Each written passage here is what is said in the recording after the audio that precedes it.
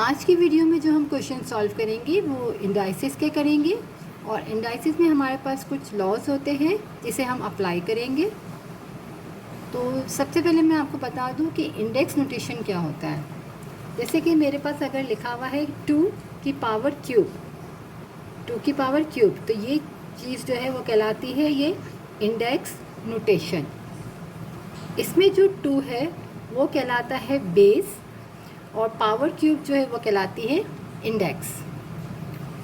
Law 1 हमारे पास है कि ए दोनों के बेस में ए है और पावर्स में एक में एम है और एक में एन है। दो इक्वल होता है। क्या होता है कि जब बेस सेम हो तो पावर्स हमारे क्या होते हैं, ऐड होते हैं। तो दोनों के बेस में क्या है, ए है और पावर है एम और एन, तो वो क्या होता है, पावर हमारी ऐड हो जाती है। जब बेस सेम हो तो पावर्स हमारी ऐड होते हैं। कुछ हम क्वेश्चन सॉल्व कर लेते हैं।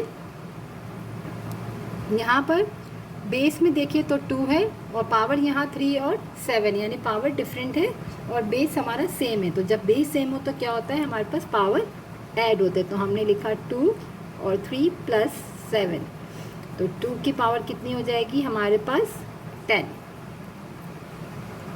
Answer question 2। यहाँ अगर देखिए तो बेस में -4 है, यहाँ भी बेस में -4 है, दोनों आपस में मल्टीप्लाई हो रहे हैं। तो जब बेस सेम हो तो पावर्स हमारे क्या होते हैं, ऐड होते हैं। तो हम लिखेंगे -4 6 + 5, तो हो जाएगा -4 की पावर 11 आंसर। अब एक क्वेश्चन और करते हैं।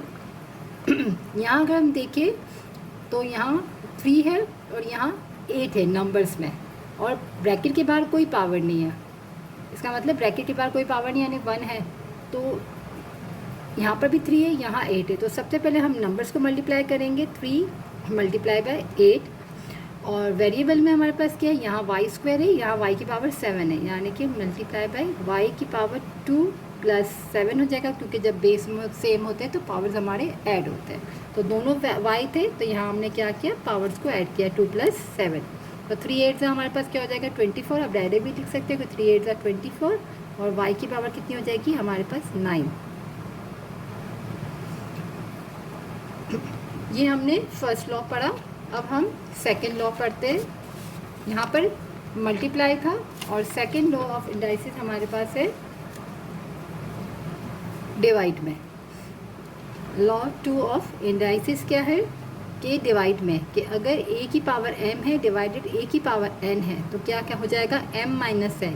मल्टीप्लाई में क्या होता है, ऐड हो जाता है, और डिवाइड में क्या होगा, माइनस। वो किस तरह होता है अगर हम बोले डिवाइड है तो a की power m divide by a की पावर n।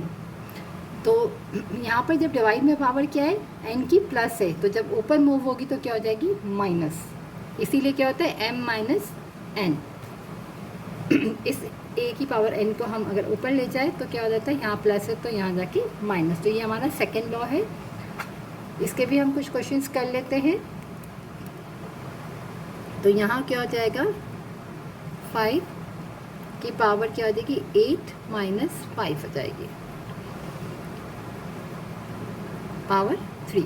और हम जो सॉल्व कर रहे हैं, जो आंसर हम लिख रहे हैं वो इंडेक्स नोटेशन में हम अपने दे रहे हैं, कि जो हम सिंप्लीफाई कर रहे हैं अपने आंसर को इंडेक्स नोटेशन में। क्योंकि अगर हम इसको अगर आप पूरा सिंप्लीफाई करते तो क्या होता है कि 5 की पावर अगर क्यूब है तो मैं 5 को 3 टाइम्स मल्टीप्लाई करती, 5 × 25, 25 5 × 125। तो यहाँ हम जो आंसर दे रहे हैं वो इंडेक्स नोटेशन में दे रहे हैं। क्वेश्चन 2। यहाँ भी हमारे पास क्या है, -7, तो 11 - 4, तो 11 - 4 हम करेंगे तो हमारे पास हो जाएगा पावर 7।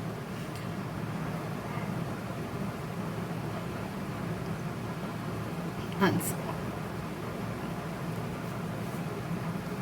और यहाँ भी अगर हम देखें तो हम लिखेंगे -15 y की पावर 9 डिवाइडेड 5 y की power 4।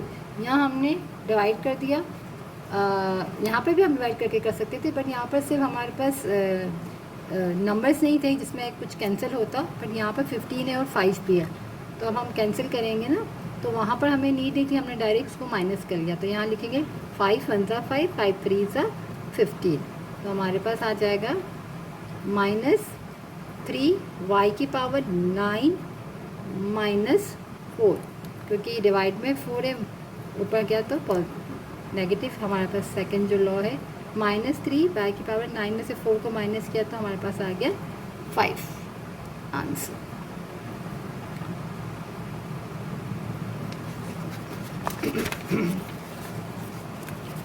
Law 3 of indices. Third law हमारे पास है कि a की पावर m है और ब्रैकेट के बाद n है, तो क्या हो जाता है, पावर्स दोनों की मल्टीप्लाई हो जाती है। m और n को हम मल्टीप्लाई करते हैं तो क्या बनता है, mn। हमारा थर्ड जो लॉ है वो है, अगर ब्रैकेट में एक पावर है एक बार पावर है तो वो दोनों आपस में क्या हो जाती है, मल्टीप्लाई। जैसे कि हम कुछ क्वेश्चन सॉल्व कर लेते हैं। यहाँ पर 9 है, पावर में 2 है और बाहर 4 है, तो क्या हो जाएगा 2 4 ज़ा 8।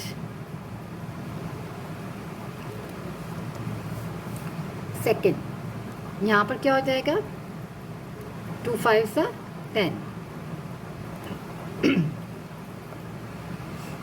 अब हमारे पास फोर्थ लॉ जो है, अगर फोर्थ लॉ हम देखें तो यहाँ पर अब पावर सेम है, बेस में एक a है और यहाँ पर b है, दोनों मल्टीप्लाई हो रहे। जैसे हमने स्टार्टिंग में क्या था, दोनों की बेस सेम थे और पावर्स डिफरेंट थे। अब यहाँ के बेस डिफरेंट है लॉ फॉर्म में और पावर सेम है, तो वो किसके इक्वल होता है कि दोनों एक ही ब्रैकेट में आ जाते हैं और पावर 1 टाइम बाहर आ जाती है ब्रैकेट के। तो यहाँ पर हमारे पास 3 की पावर 14 मल्टीप्लाई है और यहाँ पर जो है पावर स्क्वायर है ये 7। तो यहाँ पर लॉ 3 हम अप्लाई करेंगे कि 2 7 था, पहले इसको भी क्या करेंगे, मल्टीप्लाई करेंगे। यहाँ स्क्वायर है, यहाँ 7 है, तो कितना हो जाएगा 2 7 ज़ा 14 पावर हो जाएगी। अब क्या है कि दोनों की पावर सेम बन गई, क्योंकि यहाँ 14 थी, यहाँ बाहर 7 थी, बट यहाँ स्क्वायर था। तो यहाँ पर लॉ 3 यूज़ किया, 2 7 ज़ा 14 किया हमने। और अब हम क्या करेंगे, लॉ 4 अप्लाई करेंगे कि 3 और 5 को हम एक ब्रैकेट में लिखे, बार पावर 14 लिख देंगे।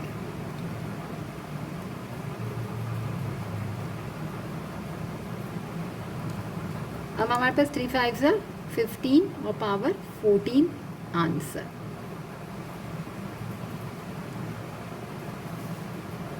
यहाँ पे हमारे पास क्या है कि दोनों की पावर सेम है, राइट। तो हमने एक ब्रैकेट में लिखेंगे, लॉ 4 अप्लाई करेंगे, 2 मल्टीप्लाई बाय 9 की पावर q और 2 9 ज़ा हो जाएगा हमारे पास 18 की पावर q। तो इसको हम यूँ लिखेंगे 18 पावर q आंसर। अब लॉ 5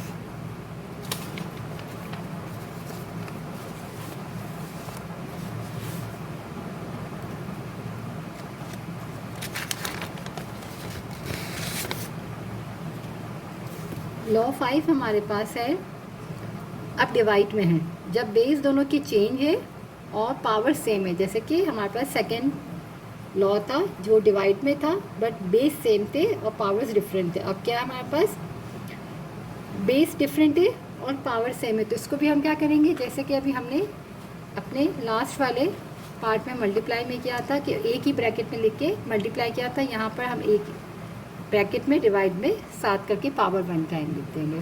अब जैसे मेरे पास ये है 14 डिवाइड बाय 7 और पावर कितनी आ जाएगी हमारे पास 30 आंसर।